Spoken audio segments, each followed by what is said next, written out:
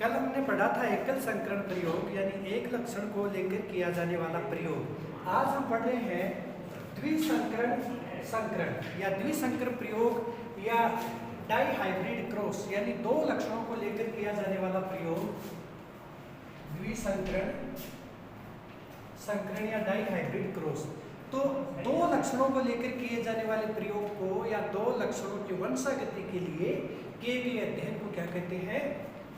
द्विसंकर प्रयोग या die hybrid cross के नाम से जानते हैं। इसमें दो लक्षण कौन से काम में लिए गए थे?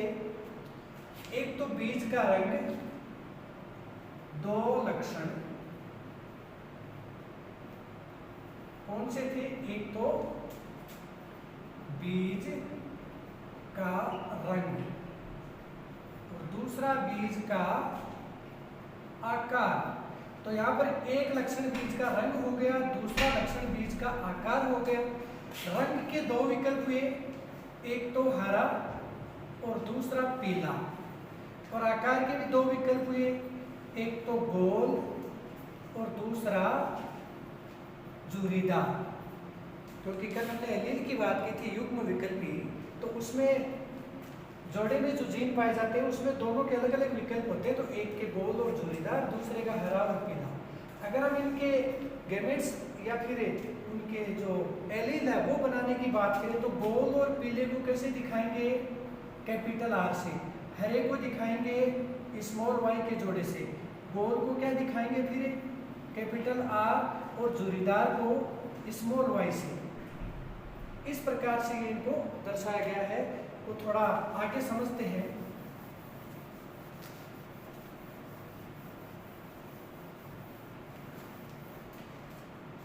तो यहाँ पर हमने जो दो लक्षण लिए, बीज का रंग और बीज का आकार, उसमें सबसे पहले बात करते हैं यहाँ पर ये एक तो आकार हो गया गोल और दूसरा आकार क्या हो गया? झुर्रीदार। और रंग की बात करें तो एक पीला हो गया और दूसरा हरा। तो इसके गैमेट्स बनाएंगे। गोल को लिखेंगे कैपिटल आर और पीले को लिखेंगे कैपिटल वाई। झुर्रीदार को स्मॉल आर और हरे को लिखेंगे स्मॉल वाई से। अब आप देखिए यहाँ पर प्रभावी लक्षण कौन से हैं?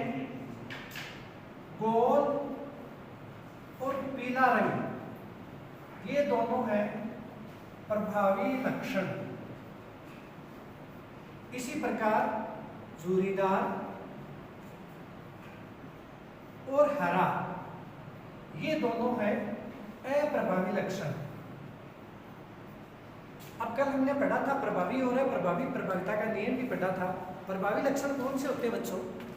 वे लक्षण जो प्रथम पीढ़ी के अंतर्गत प्रकट होते हैं वो प्रभावी लक्षण होते हैं। यानी जनक पीढ़ी में जब संकरण करवाते हैं तो प्रथम पीढ़ी में प्रकट होने वाले लक्षणों को प्रभावी लक्षण कहते हैं, और जो प्रकट नहीं होते उन्हें अप्रभावी लक्षण कहते हैं। तो यहाँ पर गोल और पीला दोनों प्रभावी हैं, झुर्रीदार और हरा दोनों अप्रभावी लक्षण है। तो इस आधार पर जब हम गोल पीले और झुर्रीदार हरे बीजों के बीच में आपस में संकरण करवाएंगे तो प्रथम पीढ़ी में पता ही है जो प्रभावी वही लक्षण आएंगे। तो यहाँ पर तो एक प्रभावी है गोल और दूसरा है पीला, ये दोनों अप्रभावी हैं। तो प्रथम पीढ़ी के सारे बीज कैसे होंगे? गोल पीले होंगे। और प्रथम पीढ़ी के बीजों को जब उगाया जाता है और उनकी फल या पत्ती है, उनके बीजों को जब हम देखते हैं तो वो हमें चेकर बोर्ड के माध्यम से समझना पड़ेगा कि किस अनुपात में बीज प्राप्त होते हैं। तो सबसे पहले शुरुआत करते हैं संकरण की। तो संकरण करवाते हैं एक तो गोल पीले, गोल पीले, इनका संकरण करवाते हैं हरे व झुर्रीदार।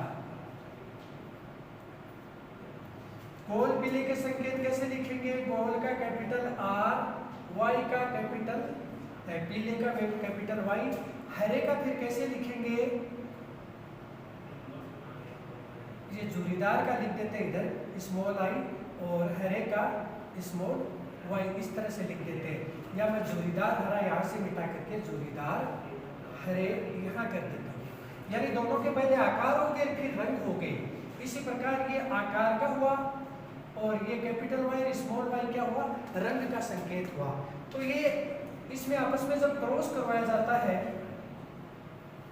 तो F1PD के जो बीज प्राप्त होंगे वो किस प्रकार से होंगे,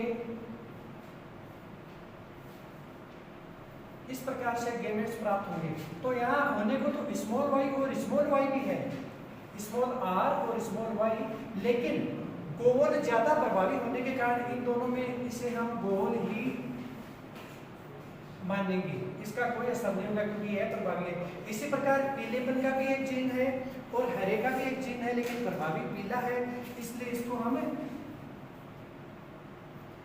पीला ही मानेंगे। यानी प्रभावी लक्षण के कारण प्रथम पीढ़ी के सारे बीज किस प्रकार के हुए, गोल पीले। अब इन गोल पीले बीजों को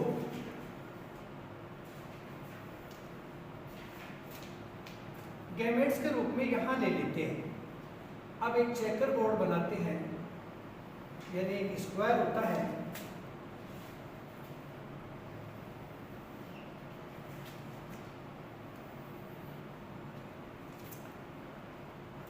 इसे चेकर बोर्ड या पनेट वर्ग के नाम से जानते हैं, क्योंकि सबसे पहले आरसी पनेट नाम के वैज्ञानिक ने इसको बनाया था। तो बराबर बराबर 4 भाग इसके बांट लेते हैं।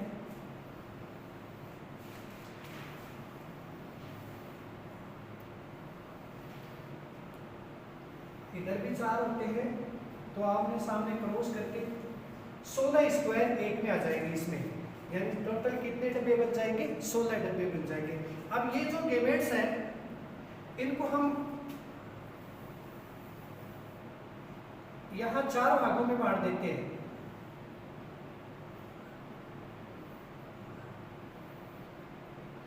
इसी प्रकार यहां पर भी 4 भागों में बांट देते हैं। तो सबसे पहले क्या लिखेंगे, कैपिटल आर कैपिटल वाई, और अंतिम खाने में क्या लिखेंगे, स्मॉल आर स्मॉल वाई।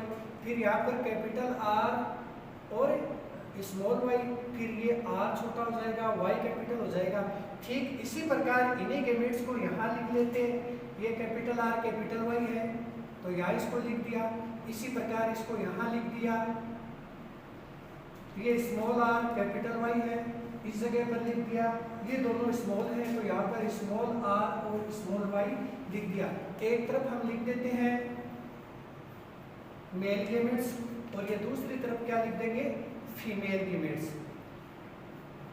ये फीमेल गैमेट्स और ये मेल गैमेट्स।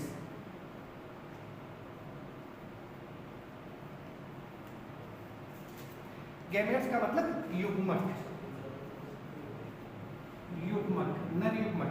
तो एक तरफ मादा युग्मक हो गए, एक तरफ नर युग्मक हो गए। अब जो हमें अनुपात प्राप्त होने जा रहा है, जो 16 खाने हैं, इसमें कितनी संख्या में गोल पीले होंगे, कितनी संख्या में गोल हरे होंगे, कितनी संख्या में जोड़ीदार हरे होंगे, वो हमें अब पता चलेगा। तो इसको देखने के लिए अपन क्या करते हैं, एक गैमेट्स को एक बार ले लिया, इन सारों को इसके साथ में मिलाते जाएंगे। जैसे सबसे पहले इसको मिलाया, यहाँ लिखेंगे, फिर इसको मिला करके यहाँ, इसको इसके साथ मिला करके यहाँ लिखेंगे और फिर इसको मिला करके इस जगह पर लिखेंगे। तो सबसे पहले देखते हैं दोनों को, दोनों आर बड़े हैं, दोनों वाई बड़े हैं, तो कैपिटल आर कैपिटल वाई। तो ऐसी स्थिति में क्या होगा, दोनों कैपिटल आर का मतलब होता है गोल और कैपिटल वाई का मतलब होता है पीली। अब इन दोनों को लिया, आर दोनों क्या हुए कैपिटल, एक वाई कैपिटल और एक स्मॉल, तो क्या हुआ गोल और पीले। इसी प्रकार यहाँ देखो, एक आर बड़ा है एक छोटा है, वाई दोनों कैपिटल होंगे तो ये भी होंगे गोल और पीले। दूसरे में एक आर बड़ा है दूसरा छोटा है, ये कैपिटल है दूसरा इधर स्मॉल है, इसलिए ये भी क्या होंगे गोल और पीले। इसी प्रकार देखिए दूसरे में आ जाओ, दोनों आर बड़े हैं तो दोनों आर बड़े कर देते हैं, वाई कैपिटल है एक स्मॉल है, तो कैपिटल आर का मतलब गोल और स्मॉल वाई का मतलब पीला। फिर इसमें आ जाते हैं, दोनों आर कैपिटल हैं दोनों वाई स्मॉल है, तो दोनों आर कैपिटल का मतलब तो गोल हो गया, लेकिन दोनों स्मॉल होने का मतलब क्या हो गया हरे। इसी प्रकार फिर आ जाते हैं, एक आर बड़ा है, एक छोटा है, एक कैपिटल है, एक स्मॉल है। तो गोल और पीला प्रभावी होने के कारण यहाँ पर भी क्या होगा, गोल और पीला। इसी प्रकार आर बड़ा आएगा, छोटा आएगा, वाई दोनों छोटे हैं, इसका मतलब ये क्या होगा, गोल और हरे बीज होंगे। अब यहाँ आ जाते हैं, एक आर बड़ा है, एक छोटा है, वाई कैपिटल है, ये स्मॉल है, तो ये क्या हुआ, गोल पीले। अब दूसरे पर आ जाते हैं, एक आर बड़ा है, एक छोटा है, वाई कैपिटल है, एक स्मॉल है, तो इसका मतलब ये क्या हुआ, गोल पीले। इसी प्रकार यहाँ आ जाओ, दोनों आर छोटे हैं और एक वाई बड़ा है, दूसरा छोटा, तो क्या हो जाएगा, जोरीदार पीले। अब इसके ऊपर आ जाएंगे, दोनों आर छोटे आ जाएंगे और एक वाई बड़ा है, एक स्मॉल है, तो क्या हुआ, जोरीदार पीले। अब नीचे वाले पर आ जाते हैं, ये आर बड़ा, ये छोटा, और वाई एक बड़ा, एक छोटा, तो गोल और पीले। इसी प्रकार दूसरे पर आते हैं, बड़ा, एक आर छोटा है, दोनों वाई स्मॉल हैं, इसका मतलब गोल और हरे। और तीसरे पर आते हैं, दोनों आर छोटे हैं और वाई एक बड़ा है, एक छोटा है, इसका मतलब क्या हुआ, जोरीदार पीले। और अंतिम खाने में आते हैं, दोनों ही तो आर छोटे हैं, दोनों ही वाई छोटे हैं, इसका मतलब ये क्या हुआ, जोरीदार हरे। तो ये जो 16 खाने हमें प्राप्त हुए हैं, इन 16 खानों को अगर हम गणना करके देखें बच्चों, तो देखो हमें गोल पीले कितने प्राप्त हुए, गोल और पीले बीज, यानी इस प्रकार के गैमेट्स जिसके हैं या फिर ऐसे हैं,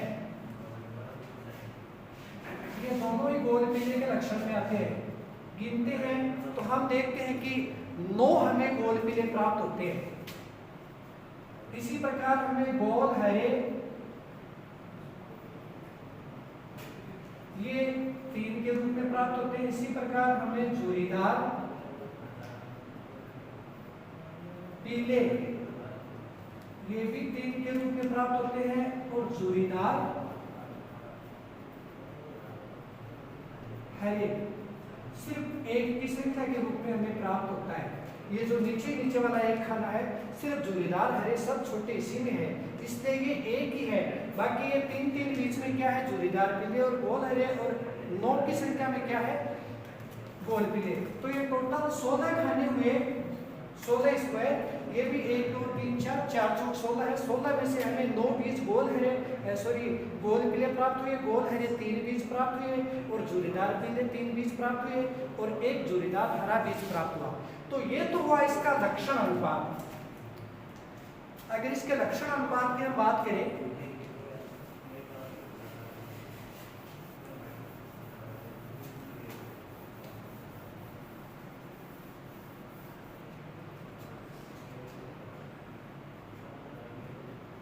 लक्षण अनुपात तो कौन कौन सा प्राप्त हुआ, 9:3:3:1। और अगर जीन अनुपात की बात करें बच्चों, जीन अनुपात, तो जीन अनुपात है वो हमें कितना प्राप्त होगा, वो हम इस आधार पर बना सकते हैं। जैसे यहाँ पर ये 9 है तो इसको हम लिखेंगे 1:2:2:4। 3 है, इसको 1:2, इसको 1:2 और ये 1 का 1। अब ये कितने हो गए, 1:2:2:4:1:2:1:2:1। इनको एक साथ लिख देते हैं तो ये जीनी अनुपात हो गया, जिसको हम जीनी टाइप बोलते हैं।